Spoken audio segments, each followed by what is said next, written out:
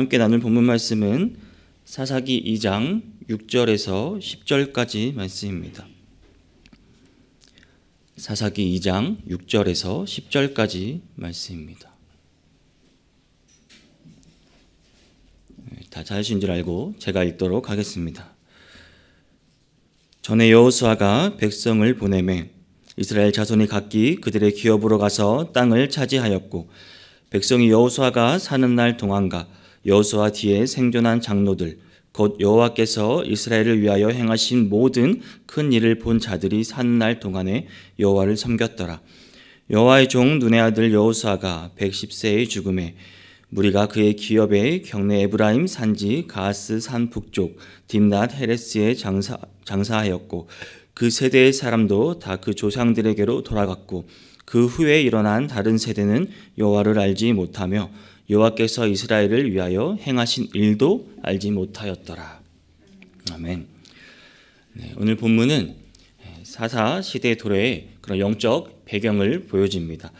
이스라엘 신앙, 그러니까 그 사사 시대의 신앙 상태 그뿐만 아니라 오늘날 우리도 비슷한 패턴을 가지고 있습니다. 그런 타락과 또 그 구원의 반복되는 패턴을 가지고 있습니다. 이런 악순환이 계속됩니다. 이후의 사사기의 내용을 보면 기본적인 패턴은 이렇습니다.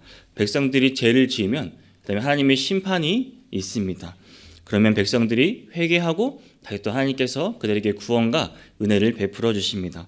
하지만 백성들은 그것을 또 금방 잊어버리고 망각해버립니다. 다시 죄를 짓고 다시 또 하나님의 심판이 있고, 이러한 패턴이 계속 반복되어 나옵니다. 왜 이러한 패턴이 반복될까요? 오늘 본문은 크게 두 가지 원인이 나옵니다. 첫째는 강력한 신앙의 지도자의 부재입니다. 오늘 본문에서는 여호수아가 있을 그 생전에는 하나님을 잘 섬겼다고 말하고 있습니다. 그러나 사사시대 이제 이스라엘의 타락이 여호수아와 또 그와 함께했던 여호와 하나님 그 신앙을 지켰던 사람들이 모두 죽자 그 신앙의 지도자가 없음으로 인해서 이스라엘 백성들이 타락하는 모습을 보여주고 있습니다. 두 번째로는 그 신앙 교육의 부재입니다. 가나안 정복 시대 사람들이 다 죽고 그 다음 세대는 하나님께서 이스라엘을 위해 행하신 일을 알지 못하였더라라고 밝힘으로써 사사시대 또 이스라엘의 타락의 다른 원인을 보여주고 있습니다. 하나님의 그 구원과 그 은혜의 역사를 제대로 가르치지 않았음을 보여줍니다. 여기서 우리는 그 준비된 신앙의 지도자 그리고 체계적인 신앙 교육의 중요성을 새삼 절실히 깨닫게 됩니다. 성도 여러분, 그렇다면 우리가 앞으로 무엇을 어떻게 해야 할지 이제 조금 감이 오시나요? 제가 질문 하나를 드리며 오늘 말씀을 시작하려고 합니다. 질문이자 오늘 말씀의 제목입니다. 여러분은 다음 세대를 위해 무엇을 남겨주시겠습니까? 다음 세대를 위해 무엇을 남겨주시겠습니까?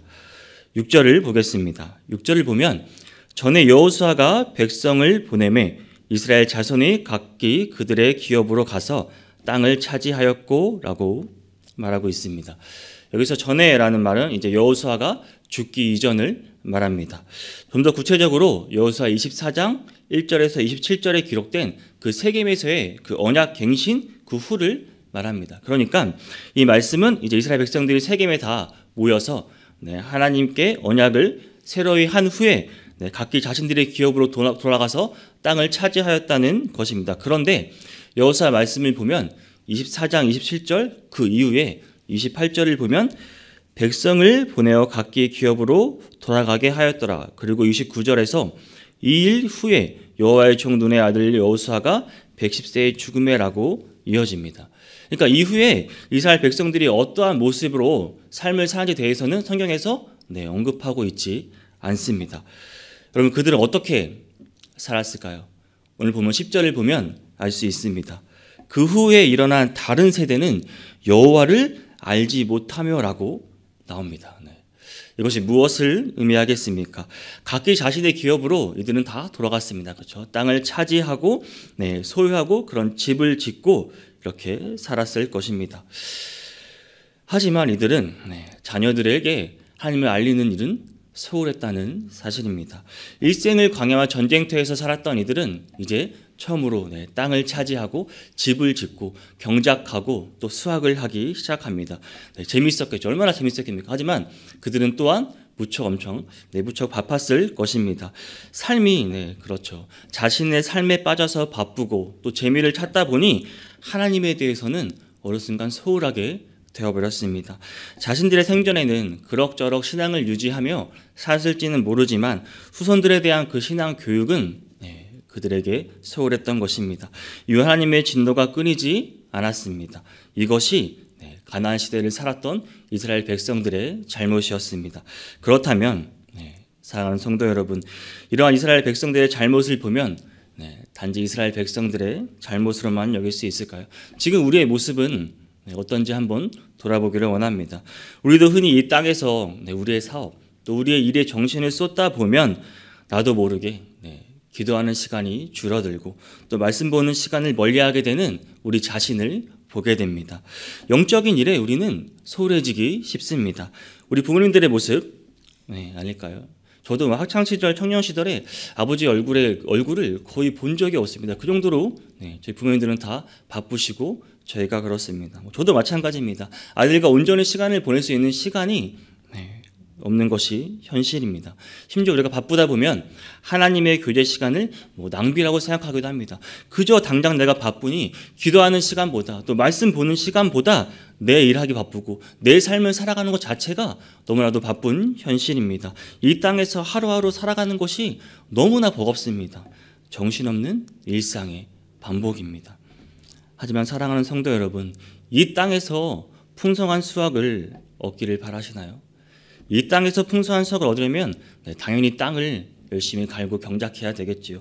하지만 하나님의 축복을 진정으로 바라신다면 먼저 말씀과 기도로 우리 마음의 영혼의 밭을 가는 작업을 하시기 바랍니다. 신명기 6장 6절 7절은 이렇게 말합니다. 오늘 내가 내게 명하는 이 말씀을 너는 마음에 새기고 내 자녀에게 부지런히 가르치며 집에 앉아 있을 때에든지 길을 갈 때에든지 누워 있을 때에든지 일어날 때에든지 이 말씀을 강론할 것이며 라고 말합니다. 여러분, 우리가 풍성한 수확을 위해 부지런히 우리 지상에 땅을 갈듯 기도와 말씀으로 우리 자녀들의 그 마음의 밭을 가는 작업을 하시기 바랍니다. 땅의 복도 물론 받으면 좋죠. 그러나 더 큰 하늘의 복도 풍성하게 받으시는 성도님들이 되시기를, 더 나아가 우리의 자녀들이 될 수 있기를 바랍니다.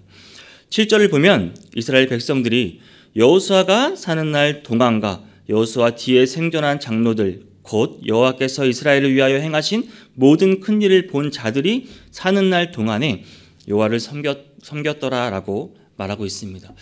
여기서 여호와께서 이제 이스라엘 백성을 위해서 행하신 큰 일이란 이제 출애굽 사건, 그리고 40년 가나 생활, 그리고 가나안 땅을 정복하는 그 과정 중에 하나님께서 보여주신 그 이적과 은혜를 말하고 있습니다. 오늘 이 구절에 의미하는 것은 그렇다면 무엇일까요? 어째서 하나님의 일을 직접 본 사람들은 하나님을 떠나지 않고 섬겼는데 그 이후에 출생한 후손들은 그렇게도 쉽게 하나님을 잊어버리고 떠나버리고만 것일까요?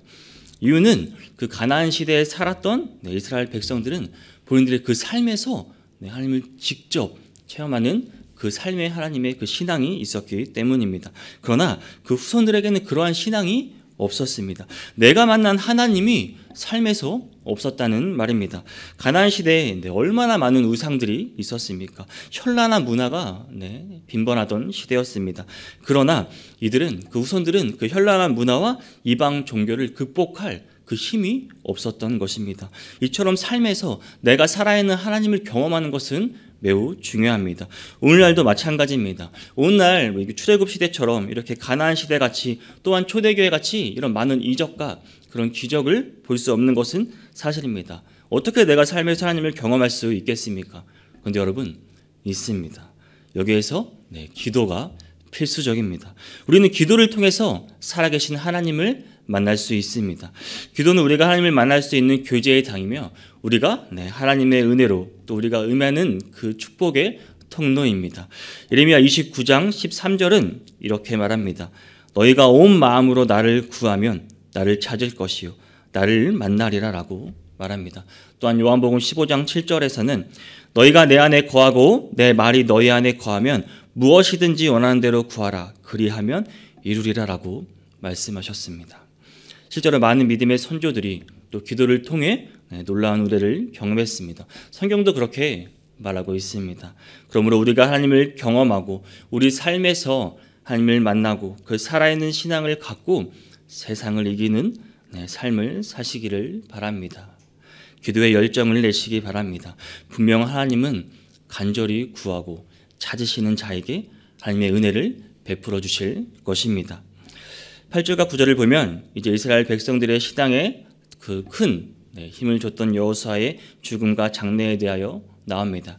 그리고 신앙의 본보기를 보여준 여호수아는 죽게 되고 10절을 보니 그 세대의 사람도 다 그 조상들에게로 돌아갔고 그 후에 일어난 다른 세대는 여호와를 알지 못하며 여호와께서 이스라엘을 위하여 행하신 일도 알지 못하였더라라고 말합니다.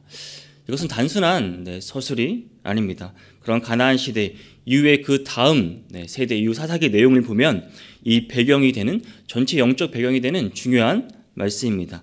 7절을 보니 여호와께서 이스라엘 위하여 행하신 모든 큰 일을 본 자들이 사는 날 동안에 여호와를 섬겼더라라고 말합니다. 이 부분과 비교해서 읽어보면 가나안 시대에 살던 그 이스라엘 백성들이 어떻게 다음 세대에게 신앙교육을 했는지 알 수 있습니다. 신앙교육을 제대로 하지 못했음을 그대로 보여주는 현실입니다. 결국 이러한 신앙교육의 부재가 이스라엘의 사사시대를 혼란에 빠지게 하는 결과를 낳고만 것입니다. 자녀 교육의 중요성, 그 다음 세대를 대한 중요성이 얼마나 큰지 새삼 깨닫게 하고 있습니다. 사랑하는 성도 여러분, 세상에서도 보통 교육을 뭐라 하나요?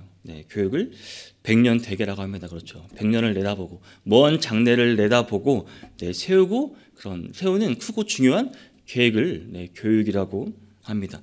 교육의 중요성을 세상에서도 강조하고 있습니다. 그런데 문제는 다음 세대에게 무엇을 가르칠 것이냐라는 게 문제입니다. 주변을 한번 돌아보시기 바랍니다. 세상 사람들은 흔히 자녀를 이제 훌륭하게 키운다시고 온갖 교육을 합니다. 특히 영재 교육을 많이 합니다. 어릴 때부터 안 하는 게 없어요. 뭐 영어, 체육, 미술, 예체능까지 하나하나 안 하는 것이 없습니다. 제 첫째가 6살인데 이미 첫째 6살 그 친구들도 학습지를 안 하는 친구들이 없습니다. 영어부터 해서 국어, 수학, 과학, 발레까지 알고요. 또 심지어 중국어까지 하는 친구들도 있습니다. 대단한 열심입니다. 큰 사람으로 키운다 싶고 그들에게 어린아이들에게 야심과 세상의 야망을 심어주고 있습니다. 이러한 것들을 쫓아가기 마련입니다. 왜냐하면 그렇게 하지 않으면 저희가 뒤처지는 것 같거든요. 초조하고 그 마음이 불안해집니다.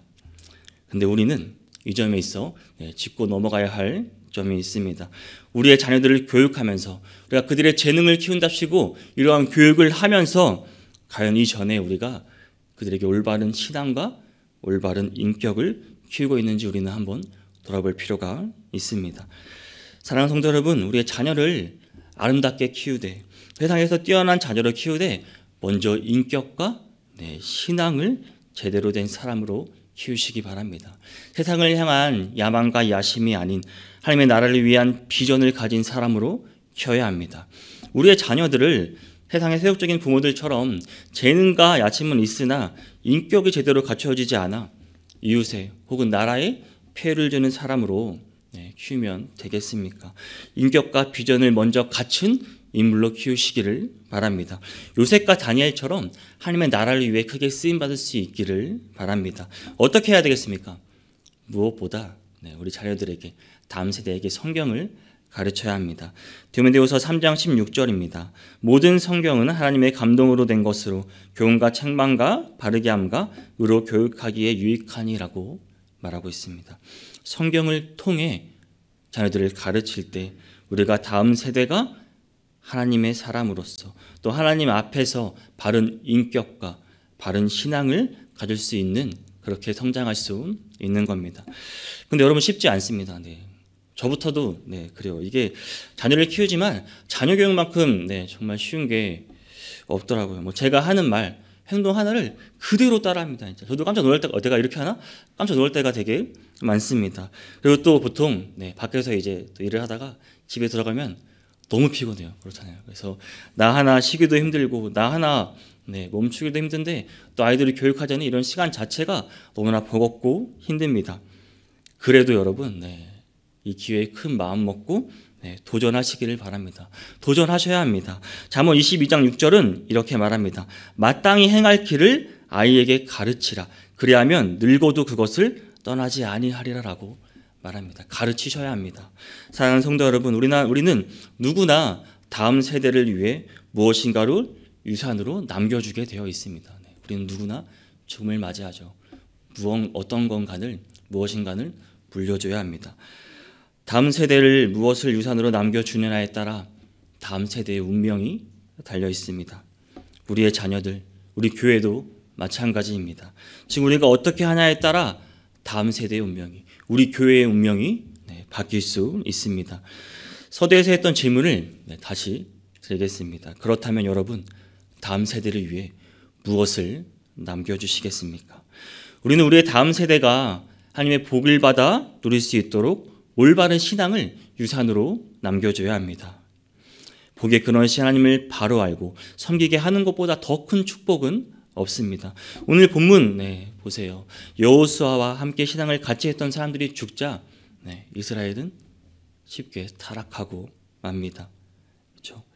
10절을 보시면 그 후에 일어난 다른 세대는 여호와를 알지 못하며 여호와께서 이스라엘 위하여 행하신 일도 알지 못하였더라. 믿음, 그 신앙이 끊겨버립니다. 미래가 없다는 말이에요.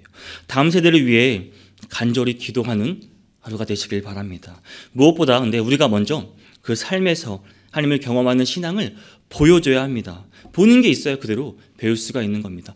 다음 세대를 앞서서 우리 먼저 기도하시고 말씀을 보는 모습을 계속 보여주셔야 합니다. 보는 대로 말하고 보는 대로 행동합니다. 행동 하나를 하도 말을 하나를 하더라도 하나님의 은혜를 보여주시기 바랍니다. 무엇보다 우리가 경험한 그 하나님의 말씀을 가르치시길 바랍니다. 자녀들, 손주들에게 가르치셔야 합니다. 삶에서 보여주시기 바랍니다. 부디 세상을 쫓아가지 마시기 바랍니다. 하나님의 비전을 심어줄 수 있기를 바랍니다. 지금 우리가 어떻게 하느냐에 따라 다음 세대, 우리 교회의 미래가 바뀔 수 있음을 기억하시기 바랍니다. 우리 모두 다음 세대를 위해 무엇을 남겨주시겠습니까? 이 질문에 당당히 신앙입니다라고 대답할 수 있는 우리 모두가 될 수 있기를 주님의 이름으로 축복합니다.